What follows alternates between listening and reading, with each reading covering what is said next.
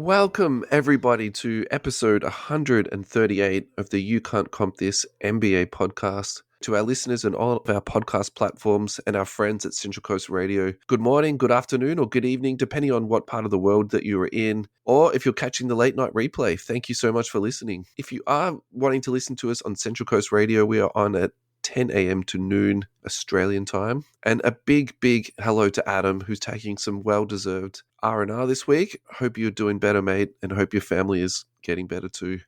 So this week, we have a very special guest coming on board, and it is Ryan from GemRate, and he is live from Brooklyn. Ryan, how are you today, boss? Doing well. Thank you for having me on. It's always a pleasure. I love the last one in person. This is nice still to connect, but, I'm looking forward to the next time you're out here. Yeah, look, I was actually just thinking to myself, looking at your surroundings, I remember being in your office last time. I'm feeling a little bit Brooklyn homesick I think is the appropriate way to say. So actually the last time we spoke, I was in Brooklyn and I was with you, and that was fantastic. So thank you for hosting me. You were a fantastic host. And I've actually talked my wife into the future of living in Brooklyn for 1 month a year. So I cannot wait to get back there, man. I love that city. It's awesome. I look forward to that. Hey, really quickly, why does no one go to the basketball in Brooklyn, but New York is just the Mecca? It's that I cannot unpack in my head. It's literally 10 train stops away, and it's night and day when it comes to the culture of the two teams. Just doesn't have sort of the following. I mean, the Brooklyn team is the Jersey team, and it just never really it hasn't really translated. And so it's just and it's a beautiful arena, and it's a good location. It's easy the to location's really good. Yeah. We went to the game, and it's obviously like a complete difference of getting tickets to that game versus trying to get tickets to the Knicks game. It's just a completely different following. It's wild, but I mean, it's nice. It's much easier when the Cavs are in town to go watch them play in Brooklyn than it is to try to. I don't remember if I've ever shared it with you, but the only time I tried to go to a Knicks game versus the Cavs, I got scammed. I bought a fake ticket, and it was like not cheap either. So I'm a little like more cautious about going to Knicks games in general too. For whatever reason, it's just it's a different environment over there. Yeah, right. I use StubHub just because I can't be bothered dealing with all the scalpers and stuff like that. It's just too much for me. Yeah. Hey, actually, interesting about Knicks fans. We went to Washington at the tail end of our holiday, and Washington is not a popular team to go and see, right? So right. The play that I was doing was buying last-minute tickets because people dump tickets right before tip-off. Anything that hasn't been sold pretty much gets discounted up to 75%. Like, it's a really big discount. I was sitting there. I was actually in the taxi trying to buy my ticket, and there was just nothing, and they were all just actually disappearing in front of my eyes. So in the end, I was just sort of panic bought, and I bought something literally at the second to third last back row, right at the very top. When I got there, the whole thing was sold out with Knicks fans. There was about 70% of the place was Knicks fans. Wow. And by the end of it, because it was the Wizards and Jordan Poole was doing Jordan Poole things, all the Wizards fans had left, and it was just Knicks fans left, just having like the time of their life there. So it was a really weird scenario. Are you still on the Koulibaly bandwagon at all? I know you were kind of keeping an eye on him because we saw the Wizards when you were in Brooklyn. I'm not going to lie to you. I haven't been watching every single Wizards game. Like they're for me they're a pretty tough watch this year, to be honest. And I'm still spewing about that Rui Hachimura trade. You can't tell me that Hachimura would be perfect for that team right now. A young, big body to play some deep. That's just me. Crazy thought.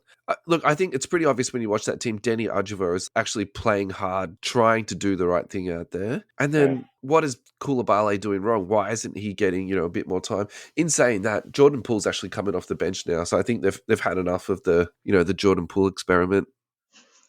The funny thing about that though is he's going to be stuck on that team, man. Who's going to want to take that contract? That's wild. That's wild. The Jordan Poole story is crazy. I mean, it shows you though I think about this all the time, just like the alternate universes of like players who land in scenarios that are just unfortunate and or amazing for them, and it's just like Jordan Poole landed in a spot where he got to learn from the best for, a few years and was in a great system where he flourished and, basically helped the team secure a championship, which is amazing. And then throw him in his own where he's got to, have a different sort of role, and it's just a complete flop. All the good things he learned and or all the guardrails that were in place are no longer there, and it's just a completely different player. And it's just many people in the NBA, and especially in a sport where you get drafted and you're sort of with the team for 7 years a lot of times because of the money, and it's just like it's just like, who knows? Maybe Cade's a completely different player in a different system. Yeah, definitely. Or like, the Wiseman story is like, Wiseman's the opposite example of like a system that was so good, but not catering at all to where he was in his career, or like, even Kaminga. Anyways, it's just wild to think about like how much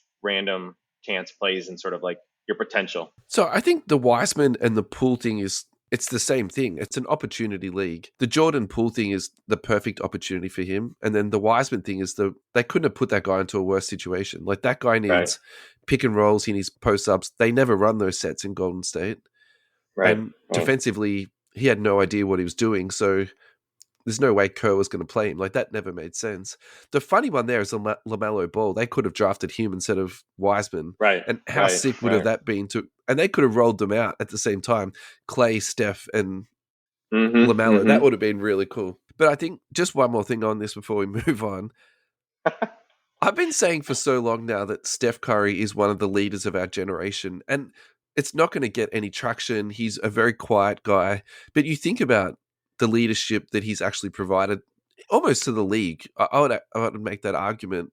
And I think Jordan Poole, in some ways, is going to be his legacy because you can see the difference between the two teams and what the outcomes are. And for me, like the thing in the middle of that graph is Steph Curry. Like, and same as Draymond. Can you imagine if Draymond didn't have a sensible, hard-headed, wise person like Steph Curry around to keep him under control? Like he'd probably be out of the league by now. Right. No, you're completely right. Yeah. Let's get down to basketball cards. We've segued enough already, haven't we, man?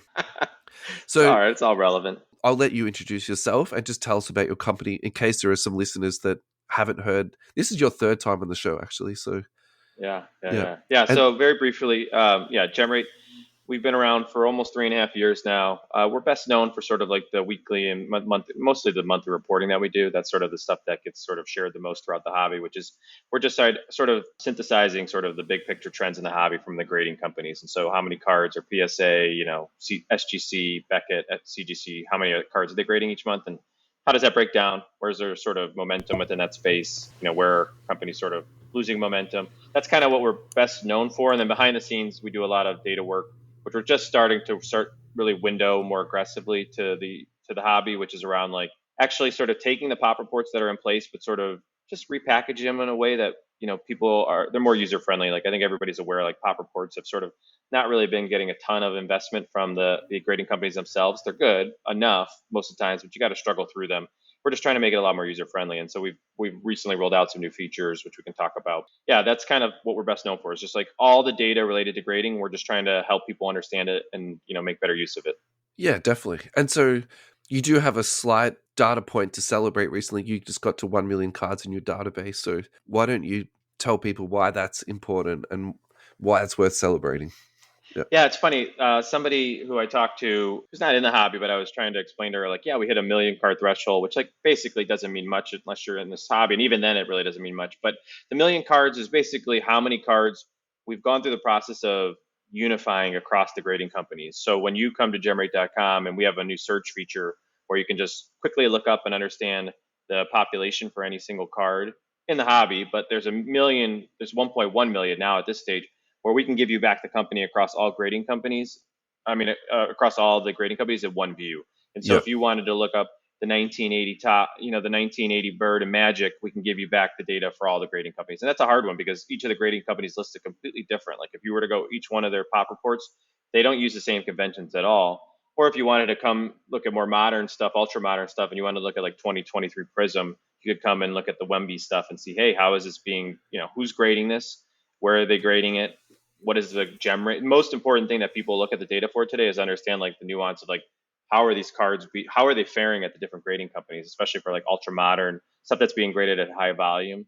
So that's like that 1 million cards is sort of the support and the infrastructure for us being able to provide that data to the hobby. I think now is also a really good take a breath and also take a step back because we've actually gained a couple of new listeners to the show and I've had some messages from people saying, what is a comp? So why don't we just take a step back now and talk about mint and near mint? Because the question actually I've got for you is because I was looking at through your tables the other day on the total pop reports, and it doesn't actually have PSA 10 at the top or BGS 10 at the top. It's got mint and near mint. So can you explain that to me. And can you explain that to the listeners, what that means? Because, and I'm saying this from a very simplistic point of view, in my head, it's easier just to look at the number and go 10. Everyone understands what 10 mean, but you have chosen not to do that. So maybe now's a really good time to sort of break that down a little bit. The Bangman, our proud sponsor to the podcast. Thank you so much to Team Bangman for your ongoing support. April Bronze Edition is out. It is absolutely loaded. Value galore here. The highlight of this month's Bronze Edition is 5 different rookie classes. That's right, you have the opportunity to hit top rookies out of 5 different rookie classes, and this is absolutely packed. Prism, Select, Mosaic, Optic, Flux, Hoops Premium, Donruss. Bronze packs are predominantly retail products, so blasters, megas, T-Mall is what you're looking at here. But in terms of a fun rip, you cannot go past this. $129 delivered. There is no room for a promo code on this because it's so jam-packed full of value. Contact Team Bangman on Facebook or Instagram and they will hook you up. Thank you, Team Bangman. Yeah, I think so. The reason I'll come back to why we do what we're doing, but yeah, I mean, so please. Yeah. not every company obviously has the same grading scale. Just as a quick background of this, Yeah. PSA is best known for the PSA 10, which is their gem mint. Yeah. But Beckett 5, 7, 10 years ago was sort of considered the leader in the hobby, and they opted for a 9.5 being their gem mint score. And so a lot of the companies that have emerged over the last 5 years sort of saw Beckett when they were sort of thinking about how do we want to go to market. Beckett seemed pretty differentiated. People liked the subgrades. And so there was a lot of momentum towards that. And so not everybody has the same scale and not everybody sort of has the same standards. And so, in theory, a BGS 9.5, which is their gem mint, should compare roughly to a PSA 10 gem mint and a SGC 10 gem mint. CGC/CSG went to market with a 9.5, but because the market was changing, they quickly reacted and said, we're going to scrap this. We're going to go to a 10 as a gem mint scale as well. And so it's not uniform across the hobby. And so what we're trying to do with the Universal Pop Report is make that simple for people. And so instead of putting the grades up there, which do not, if you were to look at that chart and I said next to the gem mint grade, I had each one of the grading companies' grades there, it would just start to cause a little bit of like confusion. And so we've just opted to say, like to like, we're going to put all the gem mint scores in one column because we're going to take away the work of you having to sort of think about, okay, this is a BGS 9.5 and this is a PSA 10. We're just telling you these are the highest graded cards and we're going to group them together. We're going to do the same for mint and so on. Yeah, right. Actually, that makes a lot of sense. You've simplified it for us. And you said to take the thinking out of it for people. I feel like that's a real catchphrase at the moment for people, isn't it? People want you to make almost the decision for them. Yeah. Well, I mean, I'm a big subscriber to that's why part of why PSA has done really well is it's a very simple grading scale. I mean, obviously they were already the leader and there's a lot of trust and momentum there, but in general, when people were new to the hobby, it was an easy scale to follow. And so, pricing was easy to follow. There's less debate. I think I've even talked about it on here before. The BGS grading scale, it just leads a lot of a lot to debate around subgrades and what that means and how you value cards, and it's simple. And so, the simpler you can make this for people in general, I think the easier it is for people to transact. And so it's kind of why we've just tried to present the data in a way that's pretty uniform, and we're sort of not trying to make people get too caught up in the weeds of the data itself. So as you were speaking, I actually wrote down a note, 9.5 gem mint. And the reason I wrote that down is because I was going to ask you a question, is that do you think that actually led to the demise of BGS because they chose 9.5 as their gem mint instead of 10? I don't know if it led to their demise, but it certainly didn't help their case when there was a lot of new people coming in the hobby and they were not communicating at all. I honestly think the hardest thing, which I kind of just alluded to briefly, but the reality of it is I just think if you try to sell a BGS 9.5 with a min 9.5 versus a 9.5 plus plus, which is basically like a 9.5 with 210 subgrades, that is a very hard conversation to have with people who sort of value subgrades differently or value a min 9.5 as less than a PSA 10, right? And so that whole thing we just went through there, which we're in this hobby, right? We live and breathe this hobby quite a bit, and that's complicated for us to discuss, live, right? And for somebody new coming to the hobby to have to be oh, wait, I have to think about this context when I'm going to buy a BGS 9.5, or, oh, I now own a BGS 9.5. How should I price this? It creates a lot of friction in them being transacted, right? And so I think that has sort of complicated their story, and they weren't communicating. Like I always thought that BGS should have really revamp their pricing guide to be oriented around their subgrades to make it like super simple. So like if you do own a BGS 9.5, what does it mean? Like what's the difference of like certain subgrades and stuff like that? And they just didn't cater that. So anyways, I don't know if it was single-handedly their demise, but it certainly didn't help when the hobby was thriving, around the start of the pandemic and into the pandemic. And so that's was I think their lack of communication honestly has been their demise over the last few years. But I do think like the 9.5 complicated a lot of the story. I have no idea who's running their social media, honestly. Well, thankfully they just yesterday introduced a new person, a new face of Beckett to the hobby. They released on social this gentleman by the name of Luke Miller, I believe, which is good. They need a front person. This is sort of their equivalent of like an SGC Pete to start to tell more of the Beckett story. Now, whether they'll deliver on that or not is very much TBD. But I think the hobby would love to see Beckett being increasingly more relevant and less sort of just It could be 8 years too present. late. Yeah, that's Yeah, right. well, I mean, Yeah, honestly, but the difference between them and a company that, like, let's say, for example, this was HGA we were talking about. HGA doesn't have a legacy. Beckett, there are a lot of people who are like fanatical about that brand, and like, they're definitely sort of fallen out of love with it over the last few years. But like, I don't think that people would be like resistant to the idea that Beckett all of a sudden has momentum. It's just they've got to get their crap together and sort of pull that off. But yeah, definitely.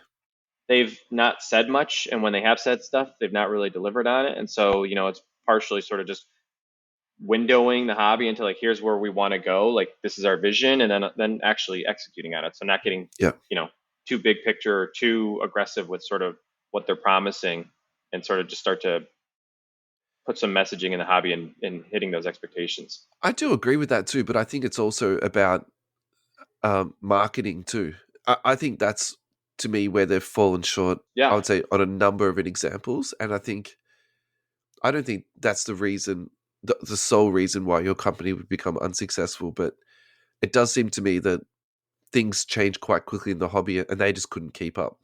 Like either they didn't realize things were changing, or they just couldn't get traction to keep up with the change that was happening, and then they literally got left behind. That's my very simplistic observation of the Beckett situation. Yeah, they Yeah, were. I mean, yeah, to sort of like close on that thought. I mean, just they weren't really structured to sort of take advantage of it, and nor did they sort of react to take advantage of sort of like when the market was moving. They're just not a company that sort of they've got a lot of agendas. I mean, if you go to the Becca website, there's just a lot of people with sort of different stakes in the company, whether that's like the marketplace or the price guide or the grading, right? And they're all sort of competing for. There's a lot of people there, and so to get things done there is very different. PSA had the benefit of just new ownership, and then SGC sort of had this, opportunistic moment that they sort of understood the stakes and took advantage of it. But Beckett was just not as responsive or capable at that stage. yeah.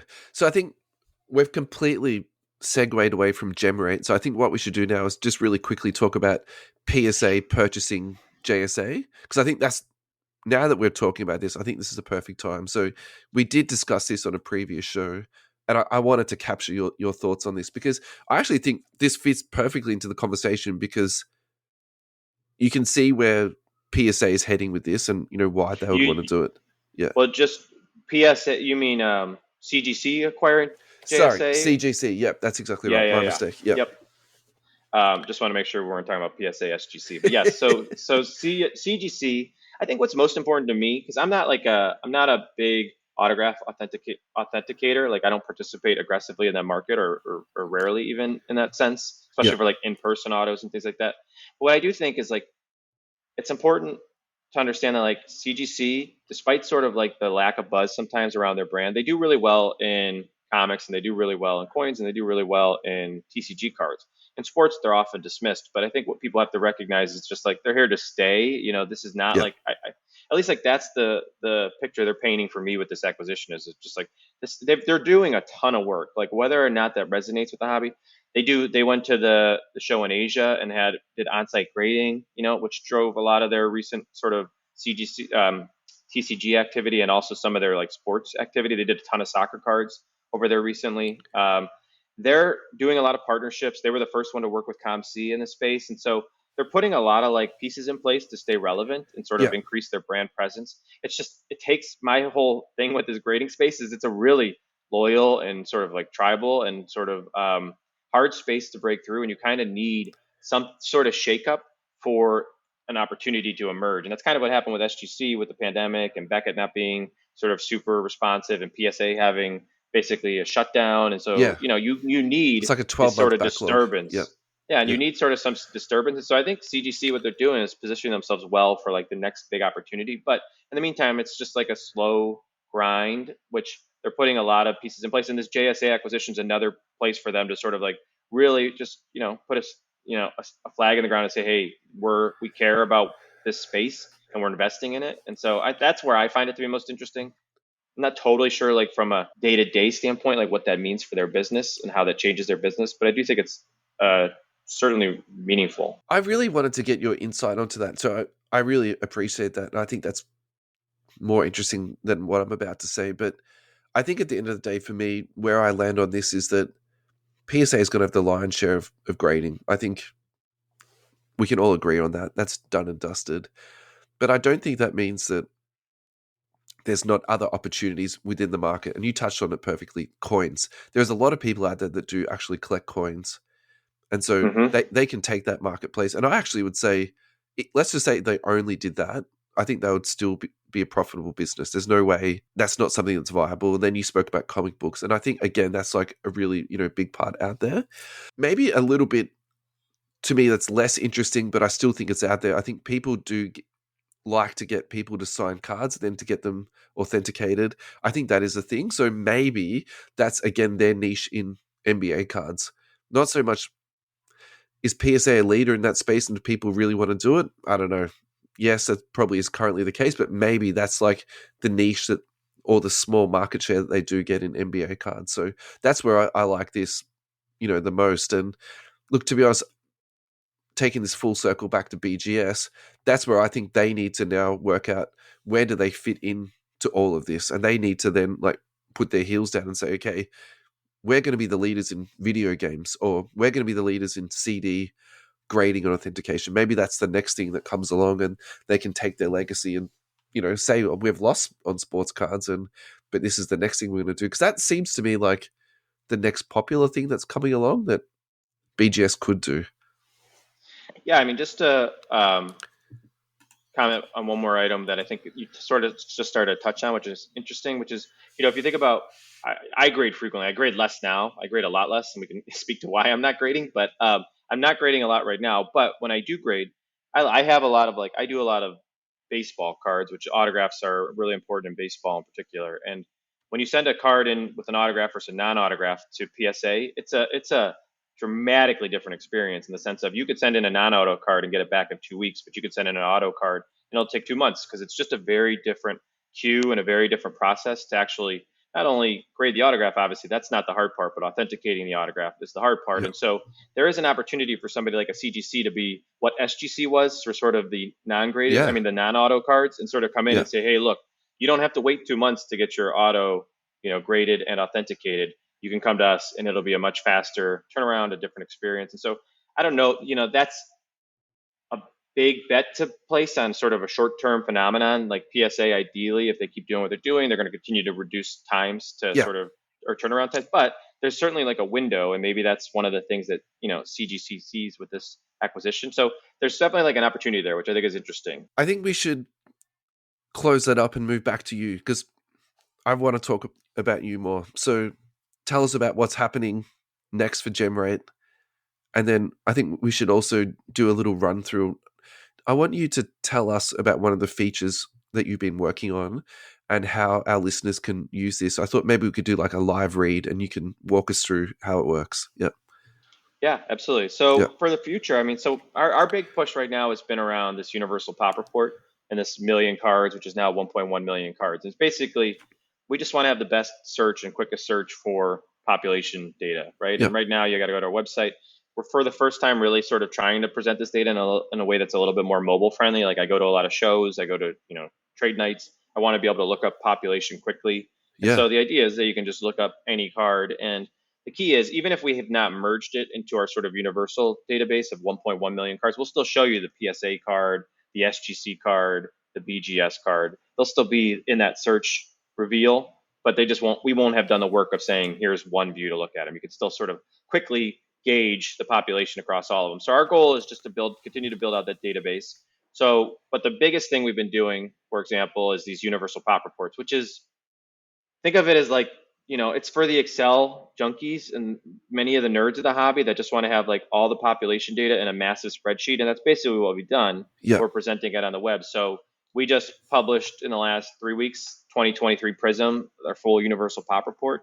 And this is sort of the direction of where we're going, which is you can see every card, not only that's been graded, but every card on that checklist. And why that's important is a few different reasons. One is you can sort of see like what's been graded and how that's being graded across the different grading companies.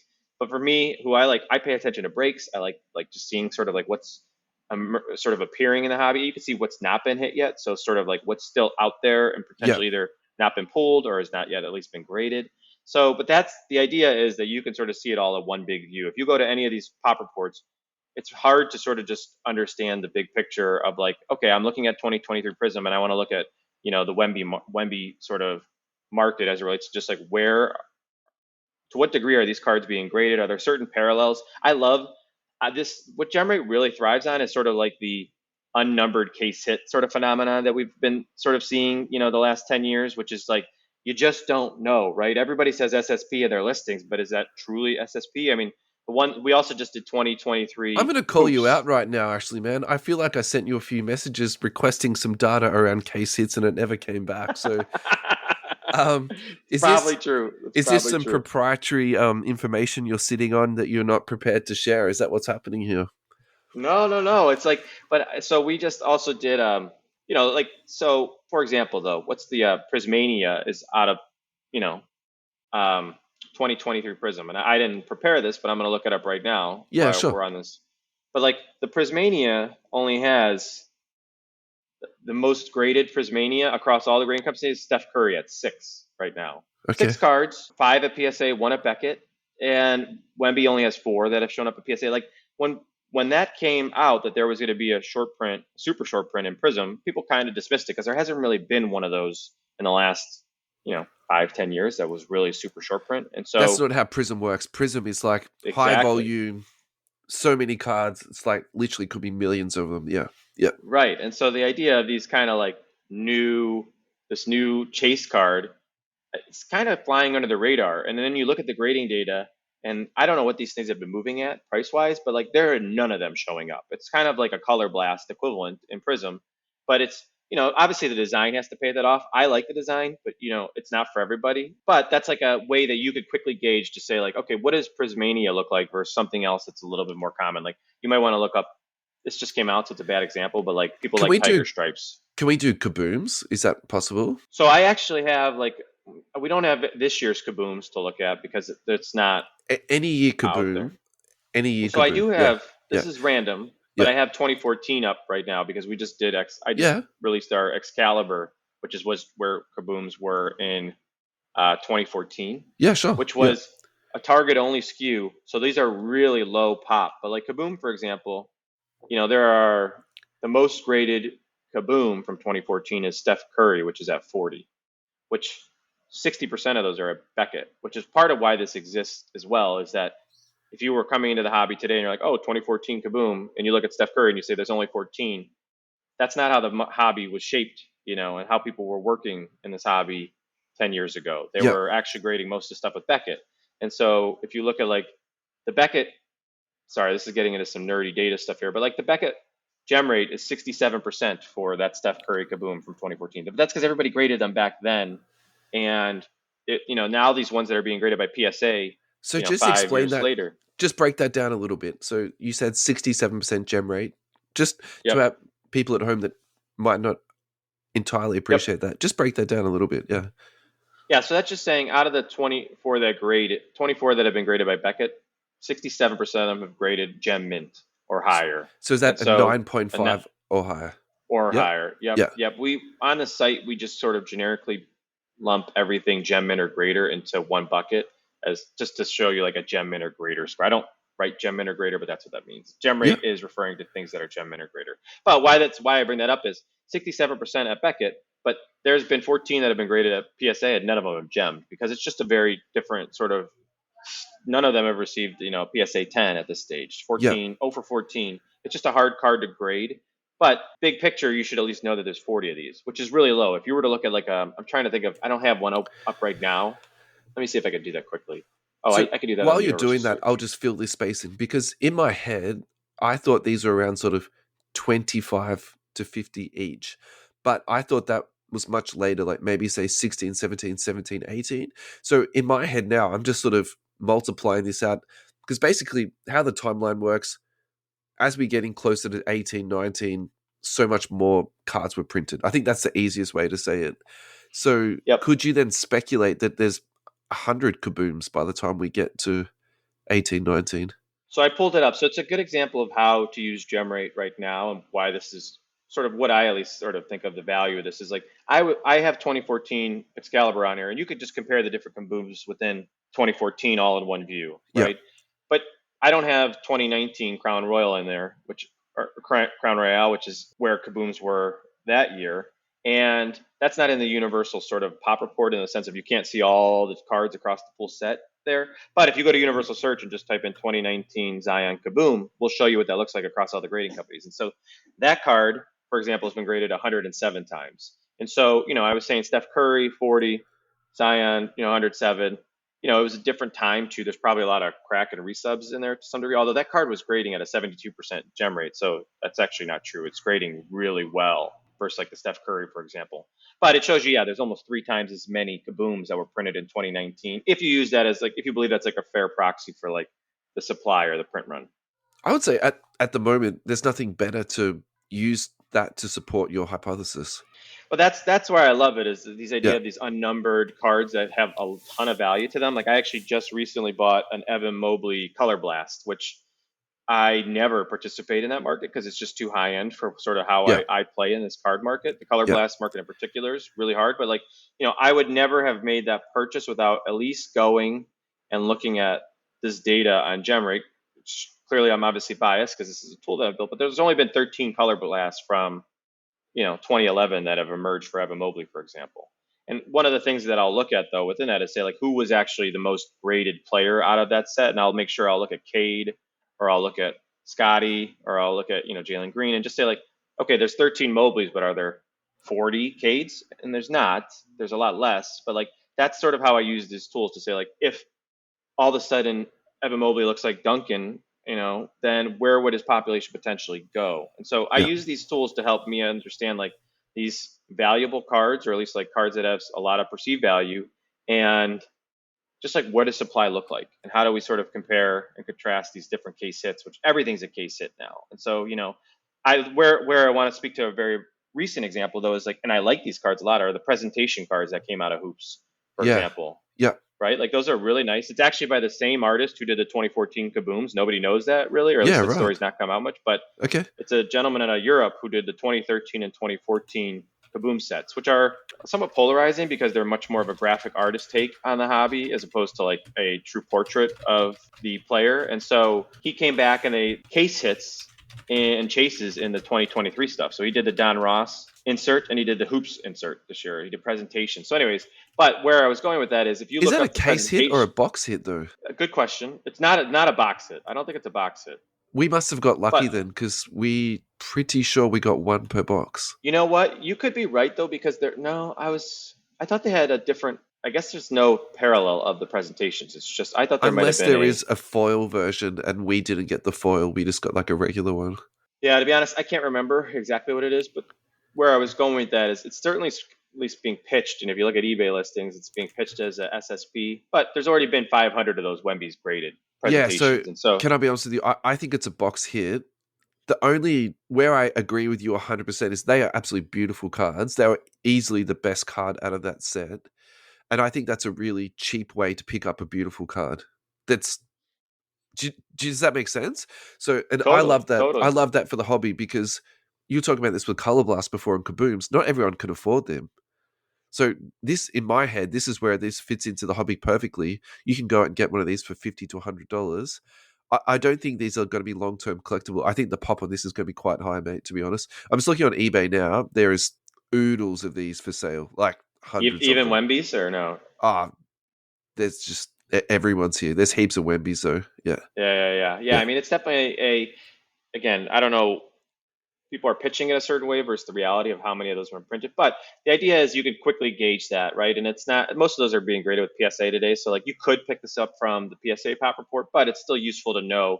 And then what we're trying to help you do is see like the actual gem rate. So what percent, so where that's important with this presentation set, for example, is the Wemby's grading at like a 67% gem rate, but like there's some players in here in particular, like Jason Tatum, he's got a lot graded. He's got 140 graded, but they're a 40% gem rate. So like if you're buying a Tatum, one, you might value the PSA 10 a little bit more because they're a harder grade, Yeah. or you're less likely to buy those raw and have success. So you just need to be aware that for whatever reason, the Tatums came off the printing press, not the same way that the others in this set were coming off of it. This is So not a there's blank just slate from last year.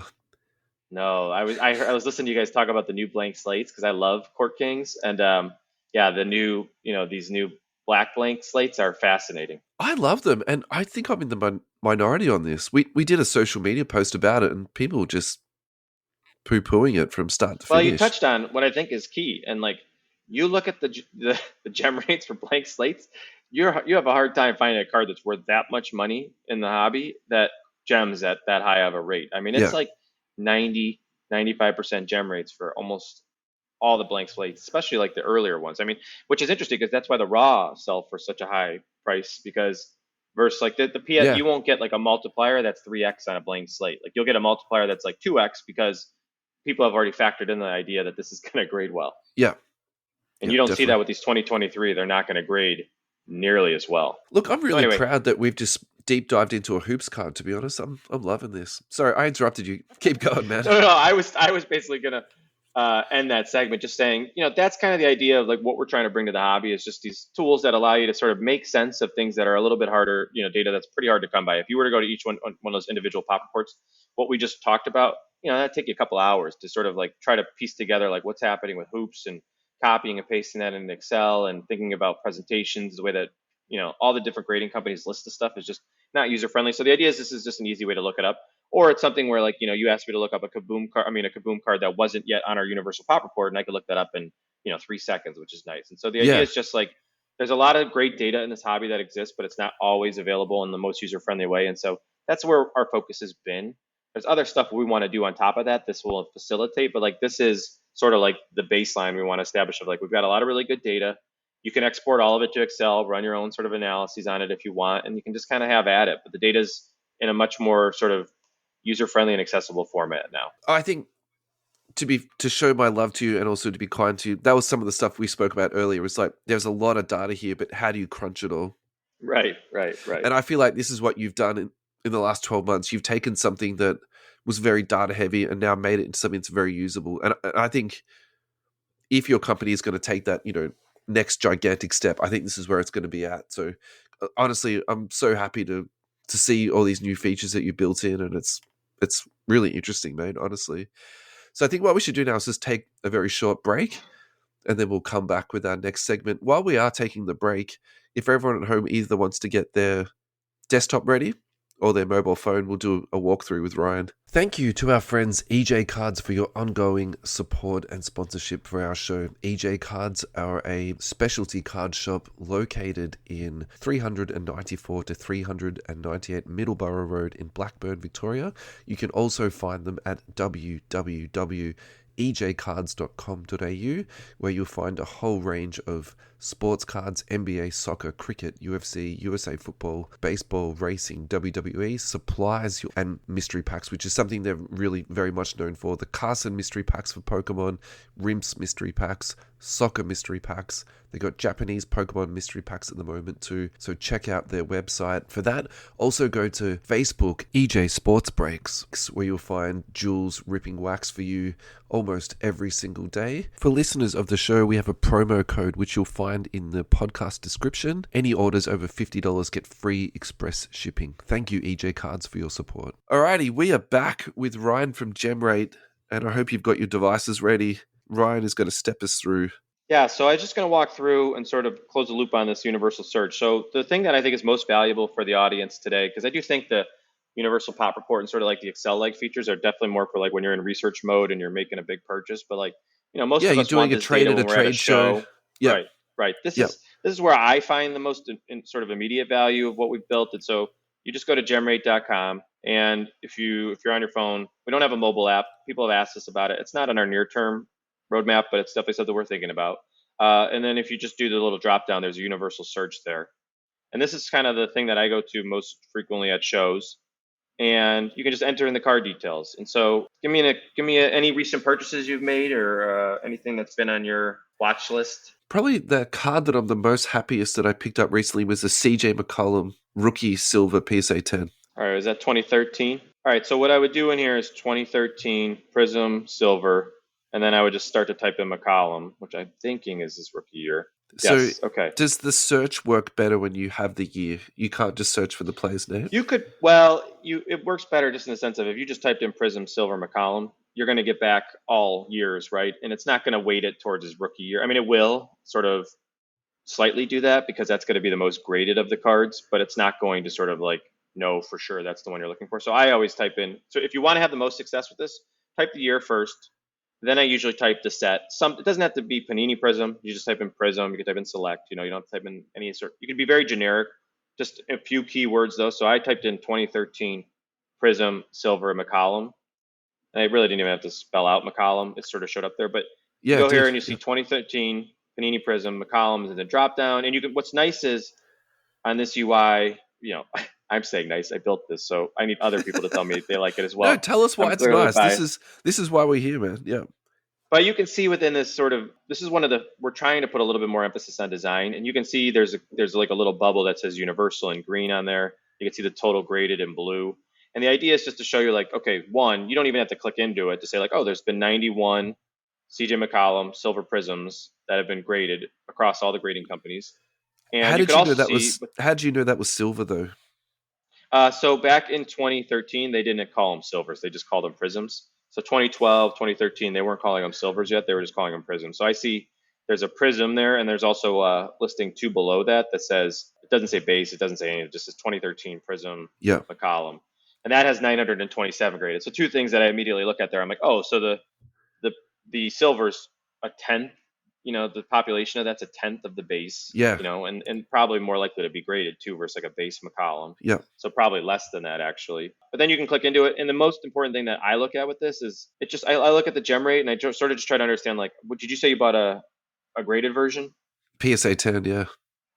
Yeah. So I mean, like that's a pretty low pop card. I mean, if you click into it, you can see there's only been 23 of those that have been graded at 10 out of 50. It's only a 46% gem rate for PSA. First Beckett, which there's been 38 graded, but 34 were gems, so 90% gem rate. Which again just shows you like the dynamic of the hobby versus like when McCollum was sort of emerging as an important player or a key player on Portland, right? Versus where anybody who finds a CJ in their collection is like, oh yeah, I should totally get this graded. Yeah, it's been in a tossed around in some sort of one row forever now. Yeah. And so you sat on the bench for the first few years. Like that was a really deep team when he went into that team. So I think that has a bit to do with that. Yeah. So anyways, this is just like a quick understanding. And like, so the reason I'm taking on the perspective of like, you're now looking to move that. And I'm like, okay, one of the big missing components of what we offer though, is we don't do anything with pricing, and everybody always asks us about it. And we're not doing anything there yet, but maybe in the future we'll do something, but it doesn't contextualize it. So like, I would like to know like, okay, there are 34 gems or greater out of BGS versus 23 for PSA. And there's a couple for CGC. There's actually been none according to this graded by SGC at this stage, but which again just shows you like how different the hobby was. Like they're just not people grading 2013 prisms with SGC at that time or even recently. But you'd obviously want to know like the price too. Like, was the PSA 10? How much of a premium did you pay? Or sometimes a lot of people like to buy the BGSs because they're like the quality and the presumed quality of the card, as opposed to sort of the grade and the slab of the card or around the card. And so anyways, I use the data for something like this, and it just helps me sort of quickly understand like what's the frame of reference for a CJ McCollum Prism Silver in 2013, which again is not something I'm going to know if I'm walking up to you at a trade night and that's your sort of marquee card that you're sort of putting in front of me. I'd have to quickly get that information. And the alternative would be you could go to Card Ladder, who's one of our partners, who's like, right? So like we work with Card Ladder in a different context. They have a lot of the same information from our API, but they present it through the lens of like, a single card, and you'd go and find it there. And it's a lot of the same information. It just depends. You have to be a card ladder user, which is awesome, and you can get pricing information. But they present a lot of that same information with a bit of a different UI, but it's the same info. But the idea is to sort of contextualize this for you, because it'd be impossible, not impossible, but it'd be a lot of work for you to go to the individual pop reports and try to figure out like what the heck is going on with the CJ McCollum card that came out 11 years ago. Yeah, because when I did look at Card Ladder, it had the population of that at 23, which is the same as yours. So on Card Ladder, it says PSA 10, there's 23, and on yours, it says Gems plus 23. And I think I was talking to you about this earlier in the show, and that's where I wasn't 100% clear. I thought that's what you meant, but I just wasn't 100% clear on it. That's why I wanted to ask you about that. Yeah. Do you see on Card Ladder, they got that little book for like near the pop button too? Yeah. I'm guessing that's what you would click into there to see the full population too, right? Yeah, because that's right. actually okay. Right. So same data, it's just through a different presentation. But my goal is not to sort of have, if people want to come to gemrate.com, that's amazing. But I'm not building this so that, I'm not monetizing this in the way that like I'm not charging, it's free to the hobby. It's available for people to use. It's just a quick sort of at your fingertips. You're at a show and you want to learn pop really quickly. This tool is available to you. But I also am super happy if people find the same information on Card Ladder or any one of our partners, because I just want people to have better information available to them. But that's basically the use case. That's sort of the 101 of like, this is a tool that if, and there's ways that you could just sort of save something like a search page to your iPhone as like an app. If you wanted to, you could do that. But my basic pitch here is just know that it's sort of a tool that it can be in your toolbox for when you're at a show and you want to understand population. Another company that sort of does it well, that's not a customer of ours, but they only do it for like PSA and Beckett, is Alt. A lot of people like Alt for this because we don't need to talk about Alt, Ryan. Come on. No, but I just say like that is a company that's sort of presenting information in a similar style. They just don't have quite the same database at this stage. That's not really been their priority. But it's, again, this information is useful, and so the more people that sort of have it at their fingertips, the more educated the hobby is, and ultimately like the more people that will make decisions that they feel informed and confident about, which has basically been my pitch for the last few years, which is if we want people to stick around in this hobby, it's not about saying, hey, look, this is a PSA Pop 2 when there's 52 of these in a Beckett slab because of the era and sort of it was a different paradigm, right? Like nobody's going to feel good about that walking away with that transaction or from that transaction. Like at least the buyer's not. And so my goal is to make sure buyers sort of feel informed and educated making these decisions. Look, I think you're definitely making your message clearer, and I think that tool allows you to visually demonstrate that a lot easier, because I think that is hard to sort of conceptualize in your mind without the data in front of you. So look, I think it looks really, really good. So congratulations, mate. I'm sure you've had many sleepless nights trying to make this usable, and It was, well, thank you. I appreciate the support, and you guys have always been, kind enough to mention it on the show. I mean, it definitely, to do what we're doing now, took 2 years of behind the scenes work. So that's why when you sort of shouted out the million cards, like I'm not promoting that aggressively, but it took 2 years to basically put that first million cards in place. It's not going to be as nearly as long. Hopefully it takes 6 months to get the next million, but that work supports making sure the search covers as many cards as possible. Look, I think if you're running a small business, you do need to celebrate these things. And Totally. Do you know what I mean? Like, you do put so much time and effort into it, and if you don't celebrate, what's the point? And I think 1 million cards is a really big deal. So yeah, congratulations. Like, I hope you did go out and celebrate, to be honest. Did you go out and celebrate? I did. Yeah. Nothing crazy, but I did. It was definitely like one of those. Yeah, I did. Thank you. Good. Thank you for the therapy session. You can feel free to, send an invoice. I owe you. Thanks for making me zoom out to see big picture. Alrighty. So actually, I've ticked off all the questions I want to ask you. So I want to open up the floor to you. You can talk about anything related to GemRate. You can talk about anything that's scratching the back of your head, hobby-wise, that you just want to get off your chest. Let's go. Yeah, I don't have too much, but the only thing that I was thinking about that might be just interesting that was sort of on my radar, and I know that you've spent some time thinking about, is just this Caitlin Clark phenomenon, which I think is let's really talk about that. Yeah. Well, I was just doing some research into sort of like how much she's sort of growing within the hobby through the lens of supply and sort of just like the increase, because I think 2020 Bowman U was her first appearance in sort of a licensed trading card, and then 2023 Bowman U, same, it's her second year card. But I don't know if the print runs changed or whatever, but I mean, I was just looking at recent stats, and I mean, she's already in the top graded female athletes all time, like high on that list. Like I'm sure maybe Serena's above her, but like, and that's obvious. Yeah, like trying to think. Yeah, Serena has 30,000 cards. So Serena, the greatest, considered by many one of the greatest female athletes of all time, has 30,000 cards across all the grading companies all Serena, the time. tennis player, or Yeah, Sabrina, the Serena. basketball player? Yeah, Yeah, yeah, Serena yeah, Williams, right? So just sort of like setting sort of the high end of like yeah. where this could go for her, right? Like 30,000 cards. And then you quickly look, and I'm going down this list of like the all-time top graded athletes, and I'm looking for the next closest female. And I'm not going through the full list live on this call, but we are getting up to but Caitlin Clark already has 16,000 cards graded, 2 years into this phenomenon, and I don't. I don't think this is a. 7,000 of those are in the last 2 months. I don't think this is a conversation. Can I be honest with you? For two reasons. Tennis in my head is a bit like cricket. It's a very, very popular sports, but there is not that collective demand out there for that type of stuff. So I think, let's just say, if you're using that as a benchmark, you can easily, this is not even controversial, you can say she's going to go 10x that easy. Well, yeah, so think of a WNBA player or another comp that you want me to look at, and I'll give you sort of how many they've graded. So you said Sabrina. Can I just pad this out for 2 more seconds?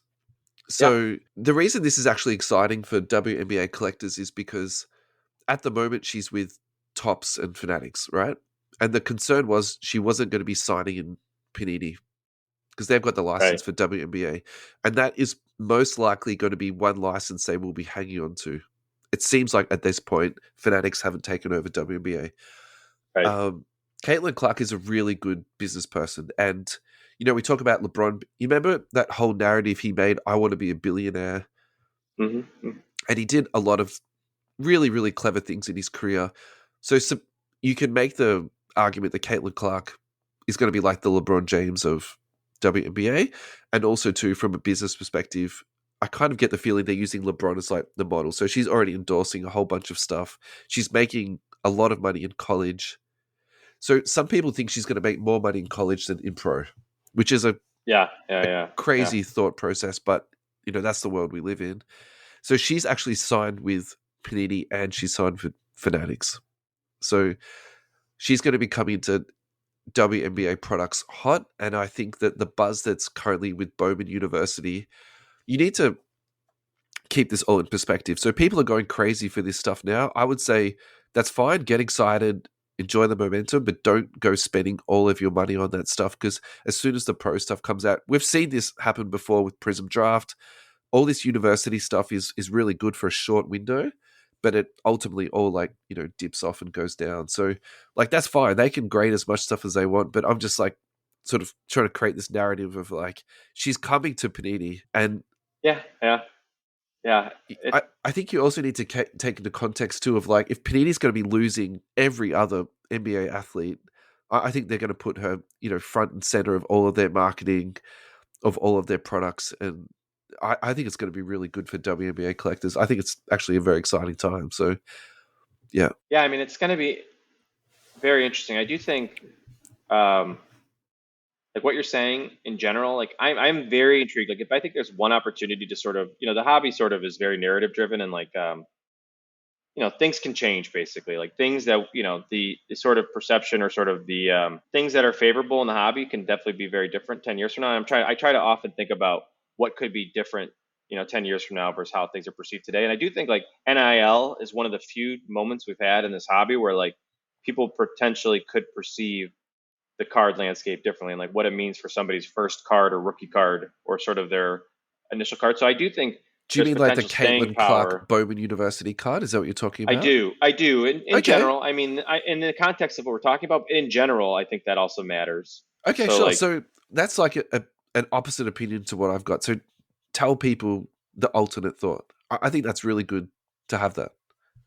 I just think there's an opportunity for maybe, I mean, I think if Panini has a chance to stick around in this hobby, like, and if Fanatics has risk in this hobby, is that people just start signing people way earlier and printing more cards much earlier in their sort of, quote unquote careers when people are in high school or in college because there's going to be making money a lot earlier. And so, if you look at ultimately like a lot of the cards that people do put a lot of value behind. It's your first appearance. It's not always your, for example, there are Babe Ruth cards that are before he was even in the majors, his minor league. I'm going way out of like, way beyond sort of this conversation topic, but like I don't mind there this though, are, because in particular examples, that is the right thing to do. And I think Caitlin Clark is that special example where you can use. I know this is like a little bit sacrilegious for some people. I get that, but I can also understand how you can make that argument of Babe Ruth and Caitlin Clark at the same time. Go on, I'm totally fine with well, this. that's Yeah. an extreme example, and it's not really like No, this no, is the it's NBA. totally fine It's a though. I basketball like it. podcast. Yeah. But my point is basically, I do think if people start to gravitate towards Bowman first, you may not care about that WNBA card, especially because this is where sort of she rose to this crazy popularity and phenomenon. And like that ultimately may be worth way more. And especially if what you're saying is true, which is like if Panini's going to pump out thousands, hundreds of thousands, millions of Caitlin Clark cards because this is sort of the saving grace, then I actually do like the idea of like these first to print Bowman U cards having staying power versus like I don't want her WNBA rookie cards maybe nearly as much as I want Iowa cards because this is sort of like where her brand was established or sort of like her presence became really well known. So my, Yeah, my right. only point with that is that may not be the reality today, but 10 years from now, if we look back, that may be the cards that people ultimately are like, oh, this is when she sort of you know, broke through and sort of became extremely culture relevant, changed the game. It's Yeah. the equivalent. Like if Steph Curry, I don't know, it's the same phenomenon. This isn't going to work the way that I wanted to, but like if Steph Curry had a Davidson card that came out when he became like all of a sudden like the breakout star of the NCAA tournament in Yeah. 2007, like that would be really interesting. I don't know if that's the same because Steph's legacy is the 15 through 2021, 2022 run. But I do think like people would pay a significant price for a Curry card in a Davidson uniform. For example, I don't know that's true because it's different with the NBA where things are a lot more established. But point being is, I just like to challenge sort of the certain norms that we have in the hobby, and I do think like Caitlin Clark is different, and sort of the way that she's perceived is different. And so I do think it's interesting that she's got 16,000 cards graded. She might have 100. To your point, she may be 200,000 cards graded by the time she's done with a WNBA career or something like that. And so maybe those 16,000 cards that are in the market today have more staying power than they traditionally would. Okay. Look, I love it when those alternative sort of that challenge my own sort of thought process. So I've got no trouble with that at all. I maybe the big picture here, the thing we're actually missing is that there is something changing in the hobby in that what we perceived as amateur athletes are now becoming professional athletes when they weren't previously. And so this actually might be something that's going to be happening, more often. So I don't follow college basketball at all in terms of like the men's stuff. And the only reason why I'm following the women's college is because of Caitlin Clark. So I'm being very transparent about that. But maybe there's actually a men's player out there who people are chasing at the moment, and those cards are going to be important. And we haven't had that in the last few years because of all the different, rules around it. So I'm just trying to think about this Prism draft. I mean, they did sign in that though, didn't they? Yeah, so I do think that's what Prism draft is interesting because you're bringing up some good points, and I don't necessarily know that I have counters to them, but like Prism draft is sort of seen as like it's just not really well. I mean, it's fine. It's not like really well produced. It's not really like different than Prism Core in the sense of like it's just an early preview of it where they're not in their pro uniform. So it's not really special, and it's just taking advantage of sort of like a small window. It feels like very much like a money grab and opportunistic play in the hobby, whereas like these Caitlin Clark Bowman U cards are 2 years before she even had a established sort of college career and was like clearly going to be a breakout. What I mean by that is like, well, if like so I was looking up Cooper Flagg is like the person that's getting a lot of hype. I don't know if you're familiar with Cooper Flagg and like how familiar you are, but he's sort of like the most hyped up player. I think he's going to Duke next year, but he's going to be a one and done for sure. He's going to be the first pick in the 2025 NBA draft. I Like know if his name, but that's all I know. Like, yeah. Cooper Flagg is supposed to be like the next chance for like a breakout, There's a NBA Larry player. Bird comparison, isn't there? Maybe I don't know enough about his background just to verify that probably, but that sounds right. But I have literally no idea, so I'm Okay. speaking beyond my knowledge at this stage. But it is an interesting like the NBA is much more established, obviously, in how people think about these things. But to your point, and where I want to go with that is Cooper Flag's getting paid. Like he's certainly getting paid, and so like the idea of him being an amateur is no longer really the same as what it was when everybody else was sort of establishing themselves 10 years ago or 20 years ago. And so Yeah. the idea that maybe he's no longer an amateur and that he is professional, he's just professional in a college uniform, and maybe my only point with that is I try to challenge the way that people might think about these first cards. And so I think it's a lot more obvious in my mind with Caitlin Clark, where there's sort of not as many norms established. There's not really a WNBA market that's been established. Like, but with Cooper Flag, it would be a different story. Like, it still would take many, many years before that story might even begin to change. But I do think there's at least a chance for somebody like Panini to produce really well done cards that when you're in high school, that maybe all of a sudden sort of change the way that people think about God, that cards. actually look. So I wanted you to finish your thing, but first of all, I'm going to say, how dare you say that Prism Draft isn't well produced? You know my love for that product. I feel like you're personally attacking me right now. So just to present the alternate view on that, I actually think it's a very creative product. So this is my perspective. I think they throw stuff at the wall in that product and they see what sticks. And then what you see is in the next Prism NBA version, then you'll see some of the parallels that have come through that they've tried.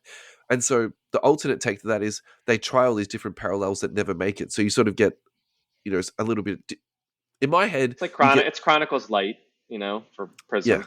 yeah, and the same argument too for a little bit for me is WNBA Prism. I think they've tried some things in that. So the silver cracked ice, they were first in WNBA. Then they liked that, then they've rolled it out to NBA. So I like that type of stuff. Like for me, that just kind of speaks to me a little bit. So look, we're actually at the hour mark already. Sorry, you're going to say something. Go. I was just going to apologize for throwing shade on Prism draft picks. Sorry. I accept your apology, but I'm still low key mad at you, man. To be honest, I don't think you're going to be coming back for a fourth episode. That's it. Totally fair. I get it. I get it. This next ad break is brought to you by Slambox, Australia's best value basketball repacks. Visit www.slambox.com.au to check out the latest series or join the Slambox Facebook page and message them directly.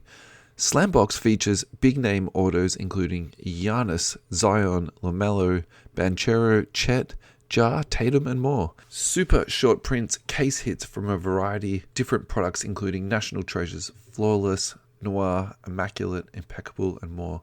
Slambox has different tiered product levels to cater for all budget levels and collector preferences. Thank you, Slambox, for your support. Alrighty, we are back. Thank you very much for coming back. So this next segment is really I'm trying to do a gem rate light here. So if you go to our Facebook page, You Can't Comp This NBA podcast, in the pinned post, you'll find a post and at the top it says time for the stats fiends to come out in full strength. At the bottom of that, there'll be a Google Docs link. So click on that and then you'll see exactly what we're talking about. So this is something, to be honest, I've been talking about for about 3 months and I just haven't gotten around to doing it. But I wanted to take the All-Star votes totals and then put that into a spreadsheet and then put the prices next to it for the rookie silver PSA 10s. That's the data points that I've used. So then I wanted to then look at it and say, well, is there something on here that you think is interesting that might help you drive, say, a purchase or in lieu of that, a sale? So I think looking at this in terms of using it for something ideal, I like Tyrese Maxey. Just first off the bat, that's where I'm going with this because I think in terms of popularity, he's not right at the very top, but he's also not right at the very bottom. And the other thing I like about this too is just the population of it. So he's sitting currently at 224 USD. Population of this is 432. I probably do think this is going to go up to 800 to 1,000 in the next 2 years.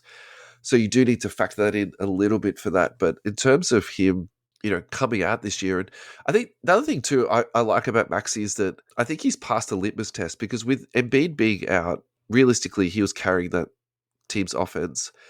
And to a degree, he also carries them defensively in the backcourt because the thing about the NBA at the moment for me is there's not a lot of places where you can hide people. And I really feel that if you can't defend in the league, that shows up a lot. And when I watch Maxey play, I never really feel like he's a turnstile. So I like it for those reasons. That's more of a prospecting pick for me. But then if you go right up to the very top, this to me, let's just look at the top three. So the top three is Giannis, LeBron, and Tatum. The prices at the very top is Giannis at 11,000, LeBron at 24,000, and then Tatum at 745. So you would immediately say, well, Tatum is the one to jump onto. He's very popular. He's a fraction of the price of the other ones, which is all true. But where I think that argument falls down is the population. So population for Tatum is 849. For LeBron, it's 177. But the one that I think is, for me, the most interesting or compelling, you might say, is the Giannis. So that's a population of 79.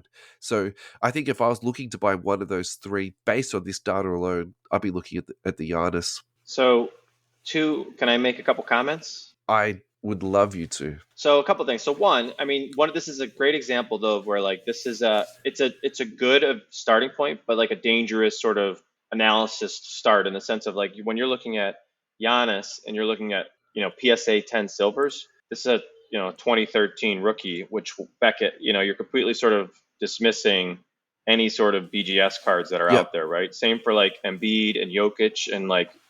Jokic is on it, right? Yeah, he is. Yeah. And so one, I would immediately sort of like, I mean, good. This is a good starting point, as I'm saying. Like, I think this is how a lot of people would approach looking at this data. But I certainly, me as somebody who's like, oh, where would I invest? I would want to know what the other side of that equation is, like specifically BGS, right? Yeah, sure. Yeah. So I think that's super important to factor when you're looking at something like this. So and then do you the second think that thing is, if I built this out, population being total population, that would be more relevant? I think you'd have a better understanding. So the second comment I had was I think I don't ever look at like prices in isolation because you want to know population to what you were just saying, right? Yeah. And so that's where you have to be careful with this. And so I don't like to say market cap because I think that's got like a negative connotation towards it. But like you want to know how much people have spent on this card, and it's still just market cap. It's just sort of a repositioning of it. Can you explain market cap to people at home that might not understand that? Because I'm not going to lie to you. Yeah, I think I know what you're saying, but I'm not 100% sure.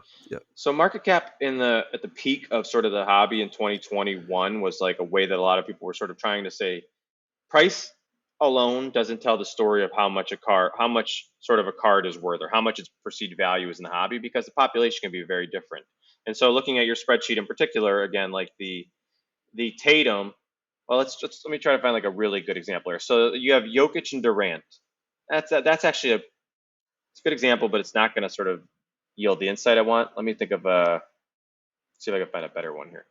But the idea is basically you want to learn how much has actually been spent on that card. And market cap is just another way of saying how much has been spent on that card. And you're taking the total, you're taking the price, and you're multiplying it times the population. Okay. And you can do that for a single grade, but a lot of people will do that for like all grades of a card too, to be like how much has actually been spent on all of the different variations or sort of the different grades of LeBron's, Topps Chrome. I'm definitely glad I asked you this question because I was way off. Oh, really? Yeah. So the idea, so why I did this for your analysis here, and like what's super interesting about this is, if you look at this, the lowest price person, like Paul George is the lowest at $200. That's a tricky one because he doesn't have a Prism rookie card, so that was prestige. Yeah. Okay. Yeah. So let's look at a different player then. But like if you look at Paolo. Yeah, let's do Paolo. Yeah. But I'm gonna compare Paolo to Jaylen Brown. Okay, so Paolo is $270 and Jaylen Brown is $222. So they're in the ballpark of each other, right? One's 25% less than the other one, 20% less, but they're in the neighborhood. And so, but the key is there's half as many of those Jaylen Browns as there are Palos. So $150,000 has been spent on Paolo's PSA 10s, Prism Silvers, and only 61,000 has been spent on Jaylen Brown's Prism Silver PSA 10s. Yeah. And so that sort of helps me understand. So that's the concept of market cap, or sort of just like how much spend has been put into these players. And so what it tells me is like, one, like there's just not that much enthusiasm, or at least Jaylen Brown has sort of never sort of gotten over that threshold of being like majorly invested in this hobby. Yeah. And Paolo has probably a lot of hype still, not even a lot of hype, but some hype still built into where he's at. But then you look at somebody like, I don't know, like Maxey and Brunson are also in the $200 range. They've also only have collectively, sorry, I'm looking at what I wrote on my spreadsheet here, but Maxey has 95,000 spent against his card and Brunson has 84,000 spent on his card. So point being is, you have somebody like Paolo who's worth, their spend on their PSA 10s Paolo's spend is twice as many as any one of those three players. Those Yeah, three right. players are all half the amount of spend into that market. So the way that I read that is Paolo's market probably has some room to drop, and then also maybe one of those players that I just discussed is underappreciated, undervalued in this market, relatively speaking. Um, but that's kind of the idea of market cap. And so what I would do to finish the thought of what I was saying before is you also want to factor in like the BGS spend on this too, Yeah. because that's a very material part of this story that's not included when you're only looking at PSA 10s. But Yeah, like definitely. I would Yeah. also want to look at like how many Giannis, because like Giannis, just to like contextualize this a little bit further, because you were saying like let's look at the top of this chart. When you look at the market cap or the total amount spent, like Giannis has, so I said Paulo was 150K, Giannis is 900,000, LeBron's 4.3 million, Tatum is 600,000, Jokic is 500,000, Durant 600,000. Even that's an interesting one. Like, despite the run that Jokic is on, Durant, who's obviously like considered like one of the all-time great scorers at this stage, is at 600,000.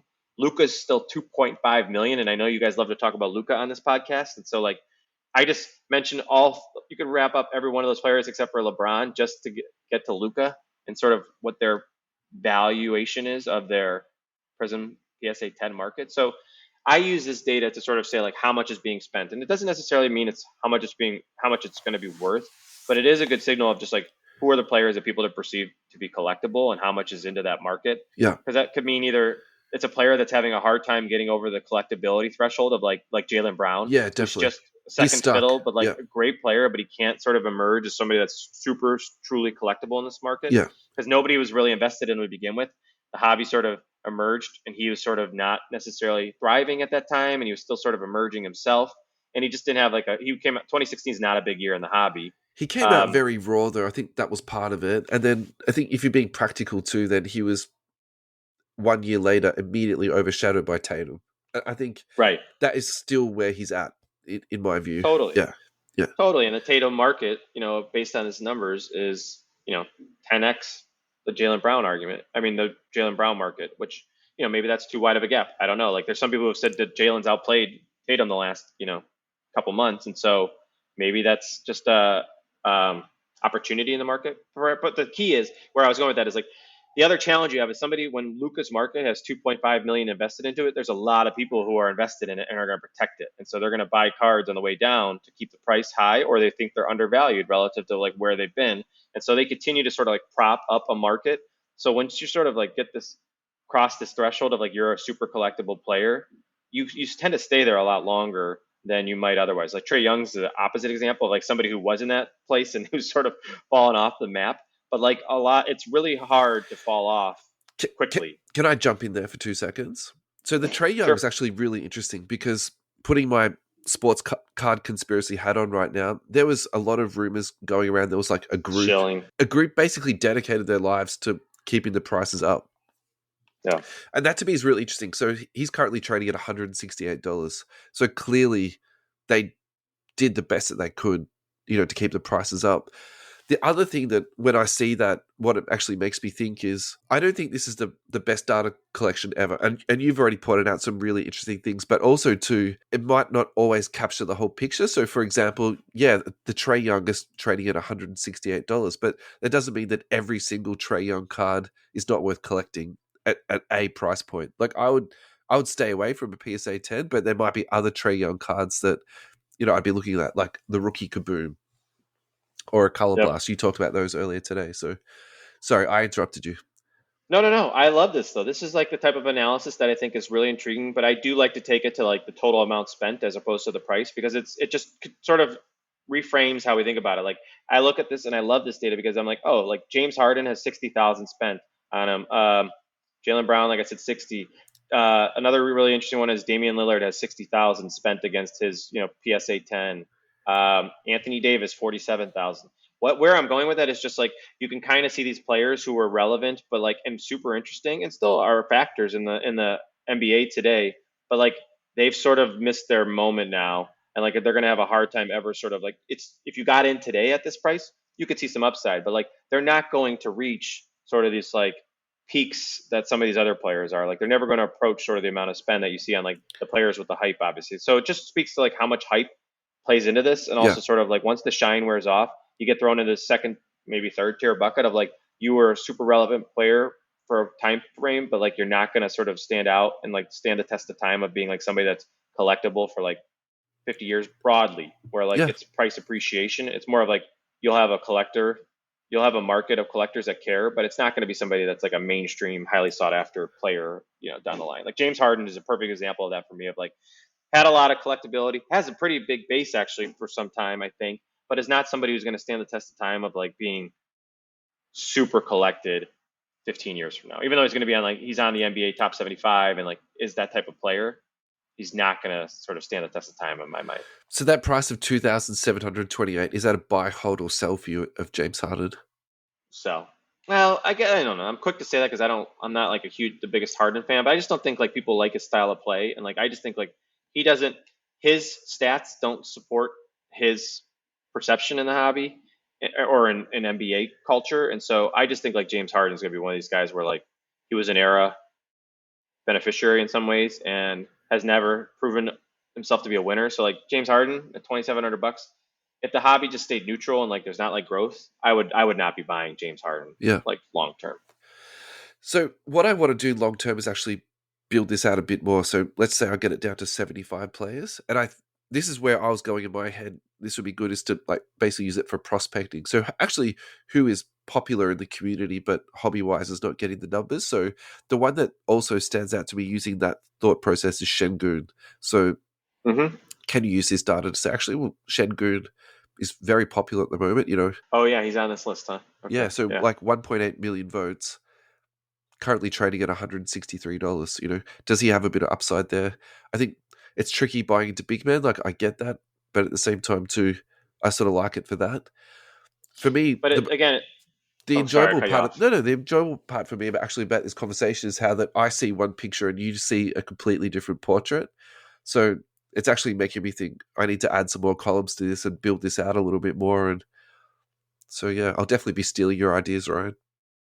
Well, no, I love it. This is the stuff though that the level of depth that oftentimes sort of gets cut into small segments of like a YouTube clip that you see, and it's like that's why people stick to price because it's just easy to digest. But I think like when you zoom out or actually you go deep into the data and you sort of look at like how much is being spent on them, I just think it's a really fascinating story. Like Şengün, for example, 35,000 spent against his PSA 10 versus like Jimmy Butler only has 30,000 spent against his, or like or somebody else like Anthony Davis, 47,000. So like basically that's saying like, Şengün's sort of trajectory is sort of somewhat similar to Anthony Davis's in the sense of like that's where he's being priced today, and so he needs to show a career that's going to sort of like surpass that if he wants to continue to sort of appreciate in price. Like right now, I use this to be like, is there any sort of world where like Şengün is going to be Anthony Davis quality? And if so, he's probably reasonably priced today. But like, if you want him to really thrive, he's going to have to sort of change his trajectory to be like, okay, I'm going to be a multi MVP title winner, and then you maybe start to push into like, who else is on this? Like, obviously like Jokic and stuff like that. So you took the words out of my mouth. I think people that prospect on Şengün are saying he's going to be the next Jokic. Right. Yeah, right. I think that's the thought process. They're not thinking about Anthony Davis. You can't. The athleticism just isn't there. Yeah. Right. Yeah, and I'm more speaking towards like their resume in the NBA. But yes, like that's where people want Şengün to go, is to the Jokic territory for sure. Which would mean that'd be a 20x still of where he's at today. Final thoughts. What would you like to talk about before we sign off? That's it. This is a pleasure. Always a pleasure. Thanks for letting me nerd out on some of the data. Hopefully it didn't put everybody to sleep. But I do think there's a lot of really great data that's becoming more and more accessible in this hobby. And if you like to go deep on it, like that's my wheelhouse. So I always enjoy being able to talk a little bit more about it. Please promote something though. Is there something you want to give a shout out to, or your website again? You gave me plenty of time. No, you gave me plenty of time. People that's know what I'm doing now if they listen and they made it far enough in. So gemrate.com. Check out Universal Search. Save it to your home screen. Use it at a show or trade night. And feel free to. I love feedback, so try to send me any improvements that you think could be made too. How can we contact you, Ryan? Instagram's easy. A lot of people like to shoot me messages at Gemrate on Instagram. Ryan at gemrate.com is also super easy. Yeah, great. Thank you so much, everyone, for listening. We really appreciate it. Have a wonderful, wonderful day. Thanks a lot. Goodbye.